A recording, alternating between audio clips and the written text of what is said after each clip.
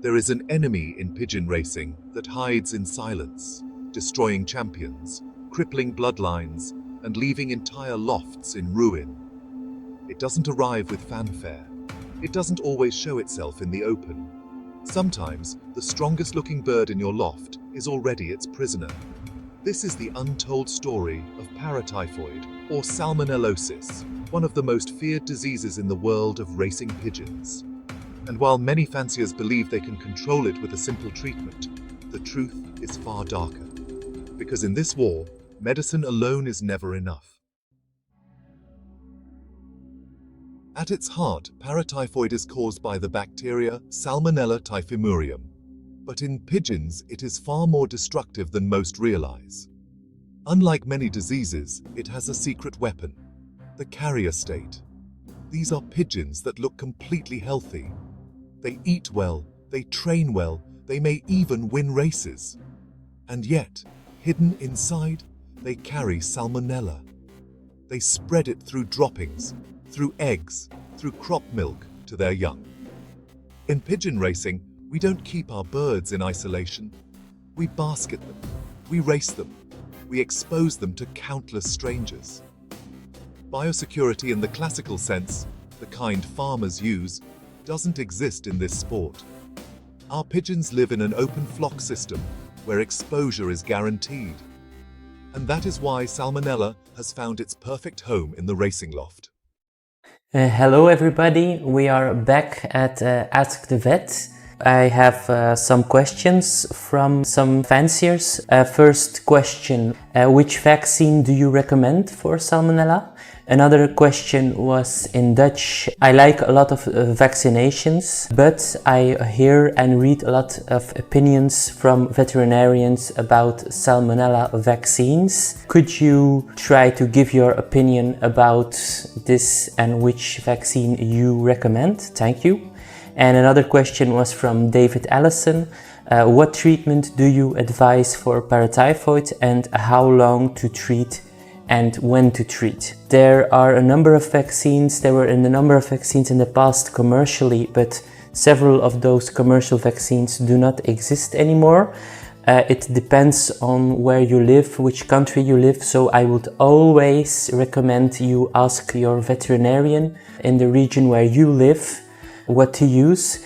I use a lot of auto vaccines. It means that we were able to get the Salmonella strain, so the bacteria, from an autopsy, for example, or from a culture from fishes. So we make from that bacteria, we make a vaccine for that colony. So most of the times I use those auto vaccines. You have to let it make it in a lab. There is also a vaccine here where you can use a strain that is a vaccine, a live vaccine from for pigs actually, but it is the pigeon salmonella that they use for that vaccine. So you are able to use that for vaccination as well, but you have to dilute it correctly. Always ask your veterinarian how to do this, ask your veterinarian. And the other question, what treatment? So I always advise to first treat for paratyphoid and after this vaccinate. But we have a lot of problems nowadays with resistance of Salmonella strains against a lot of antibiotics. Most of the antibiotics that were used in the past for paratyphoid in a lot of cases do not work anymore. I have here, I will show you an antibiogram. So this is a list of antibiotics, that how sensitive the antibiotics are to use for that strain, for that Salmonella strain. And if you look at that antibiogram, you see that a lot of antibiotics that were used in the past, for example, trimethoprim sulfa. Here you have also chloramphenicol, you have there nitrofurantoine. Those are all antibiotics that were used a lot and still are used sometimes a lot for paratyphoid, but you see for this strain, those antibiotics do not work anymore. So I try to use the correct antibiotics. For example, in this case, you see this strain is sensitive for enrofloxacin, is sensitive for amoxicilline. So those are antibiotics that you can use. You have to do it long enough, so 10 days, and if there's a problem more, so longer, it could be 2 weeks, it could be even 3 weeks, and after that, vaccination. Okay, thank you for your interest, and do not hesitate to ask more questions about this or other topics. Bye! When Paratyphoid strikes, it wears many masks. Sometimes it comes suddenly, with watery green diarrhea, listless birds, dehydration, even sudden death. Other times, it lingers, transforming your loft into a place of bubbly droppings and foul odor, where pigeons lose condition but never show a clear disease. Then there are the local forms, the ones that destroy careers without killing the bird.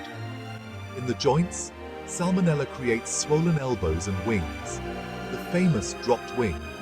Once it appears, a racer's career is finished. In the nerves, it mimics PMV, twisting necks and throwing birds off balance. In the reproductive system, it leaves its cruelest legacy: infertility in cocks, dead embryos in hens, and the slow destruction of entire bloodlines. And here lies the nightmare. You cannot always see it. By the time symptoms appear, the damage may already be irreversible. Many fanciers make the same mistake. They see a sick pigeon and they guess. They treat with whatever antibiotic they have on the shelf.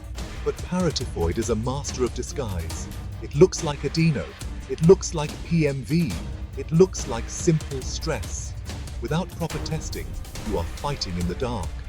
The only reliable method is culture and sensitivity testing, taking samples, growing the bacteria in a lab, and identifying which drug will actually work. Because if you choose the wrong medicine, you don't just fail to treat it. You help Salmonella grow stronger. You create antibiotic resistance, and that resistant strain will stay in your loft, mocking every pill you throw at it. The treatment trap. Let's be clear. Antibiotics are not magic bullets. Yes, they can suppress the disease. Yes, they can save birds in crisis. But the way they are used decides whether your loft recovers or collapses. The correct protocol requires at least 10 to 14 days of treatment. The whole loft together, no shortcuts. Drugs like enrofloxacin are powerful tools, but even they have limits.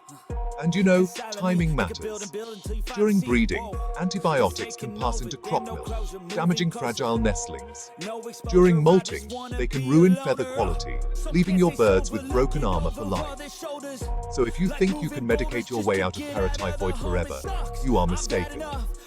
The bacteria will always be waiting for the next weak moment. Vaccination, shield or illusion? This is where the debate begins. Some fanciers swear by vaccination, others say it's a waste of time. The truth lies in the middle. There are two kinds: killed vaccines and live attenuated ones. The most effective approach is often the autogenous vaccine, created from the exact strain found in your loft.